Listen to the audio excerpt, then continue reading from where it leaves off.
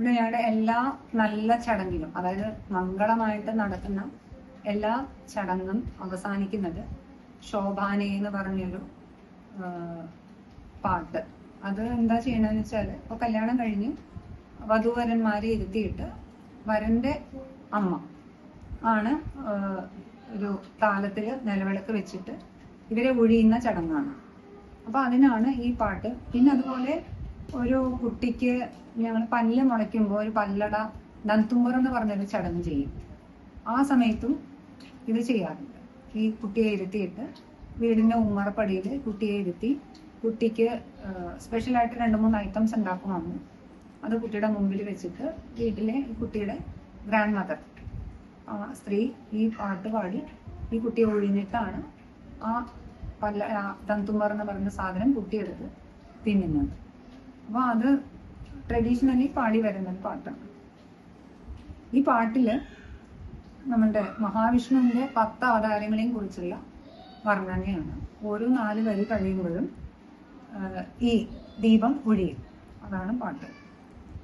ശ്രീലക്ഷ്മി രമണാക ബാലമുകുന്ദക ജലാംബിതരി മത്സ്യരൂപഗതല്യാക ബലാഖത്തിരി കുർജാനുവാവില്യാക നീലവേഗവർണ കൃഷ്ണ രുക്മിണിക ബലകോർണു ആതിദകയായി ശോഭാനി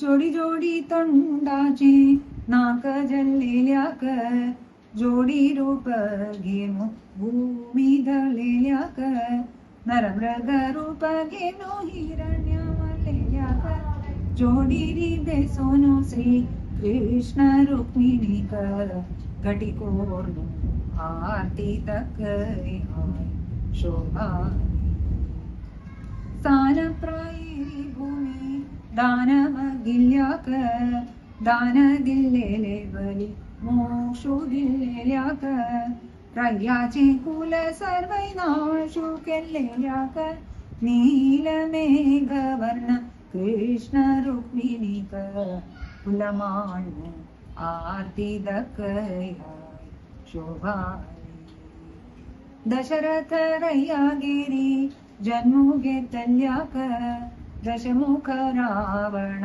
नाशू केल्ल्याक नाशू केल्लेले कंसा श्वासू सोडलेल्याक नीलमेघवर्ण कृष्ण रुक्मिणीक कुंकुम लावून आरती दकया शोभानी मोहाचे कारण बुद्धू जळलेल्याक कल्की रूप घेनो दुष्टांक मरलेल्याक धर्मू समस्तय परिपालन केलेल्याक नीलमेघवर्ण कृष्ण रुक्मिणीक पितांबूर आरती दकया शोभानी श्रीपुरी शय्याव्रत पाठ केलेल्याक धवळ घोड्यारी बेसून पेरू मारलेल्याक इंद्राले हस्तान बेसून गोराण केलेल्याक पद्मावती सहित वीर व्यंकटेशाक तुपांबूदो आरती दकया ശോഭാനി. അതായത് 10 അവതാരങ്ങളെ കുറിച്ചും ഓരോ 4 അവതാരങ്ങളെ കഴിയുമ്പോഴും ഒരു ഈ ശോഭാനെ പറയുമ്പോൾ ഈ അമ്മ ഒഴിയും. ചുറ്റും നിൽക്കുന്ന സുമംഗലികളായിട്ടുള്ള സ്ത്രീകള് അരി ഇട്ട് ഇങ്ങനെ ആശീർവദിക്കും കപ്പിളിനെ.